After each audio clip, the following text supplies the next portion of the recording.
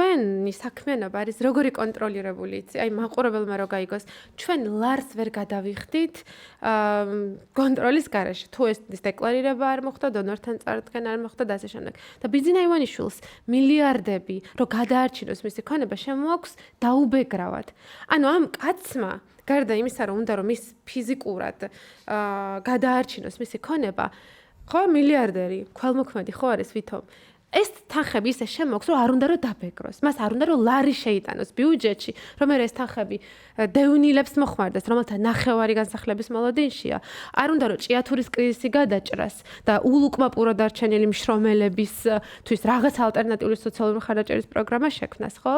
არ უნდა რომ სიღარიბე დაძლიოს და ასე შემდეგ. ანუ ის იმდენად ხარბია, რომ ჩვენი სამართლებრივ და საგადასახადო სისტემას თავისი გამდიდრებისთვის იყენებს ისე, რომ არც კი იბეგრება. ხო? და ამ დროს თურმე ჩვენ ორგანიზაციები, რომლებიც 24 საათი მუშაობთ, უფლებისა, ჩვენ შეიძლება რაღაცები გვეშლება, ანუ ეს კიდე ცალკე თემაა, ხო? როგორ გვესმის, როგორ ესმის სამოქალაქო საზოგადოებას, აკადემიებს, სხვებს, მედიებს, საზოგადოებრივი ინტერესები, პრიორიტეტები, ასე შემდეგ. ამაზე ჩვენ შეგვიძლია ვიდაოთ იდეოლოგიურად, შინაარსობრივად, სტრატეგიულად, მაგრამ ხო ყველა შემთხვევაში ეს რესურსები ვისაც როგორც ესმის საზოგადოებრივ ინტერესებს ხმარდება, ხო? ამიტომაც მოკლედ იმის თქვა მინდა რომ მათი მიზანი არის აი ბოლო დემოკრატიული ბასტიონის. მე არ ვამბობ რომ ეს მხოლოდ NGO-ები არიან. კიდევ ერთხელ ეს არის უამრავი ორგანიზაცია, პროფკავშირი, განათლების ცენტრები, კულტურული ცენტრები, კინოები აქ დონორების მხარდაჭერით იღება, ხო?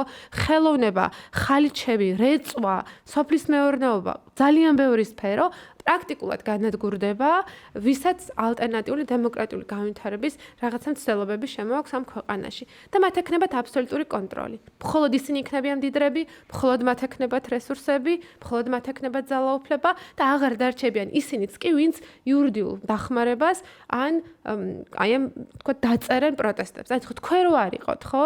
რამდენი პროტესტი არ გაშუქდებოდა, რამდენი სოციალური კრიზისი არ გაშუქდებოდა და მათ უნდათ რომ არ გაშუქდეს, მათ უნდათ რომ ყველა გაგვაჩუმონ. და საბოლოოდ მოახდინონ სრული კონტროლი მოქალაქეებზე, რესურსებზე, ბუნებრივ რესურსებზე. თქვენ იცით 28 ნოემბრის მერე რამდენი ბუნებრივი რესურსი განკარგა კობახიძემ და რამდენ ადგილას ჩადგავს ეს და რამდენ სტრატეგიულ რესურსს გაასხვისებს ძირითადად რუსებზე. და აღარავინ ვიქნებით, ვინც ამას შევეწინააღმდეგებით. დაანონსეს 2030 წლამდე ყველა მსხვილი ენერგო პროექტის განახლება, მათ შორის ნამანხან ხესის.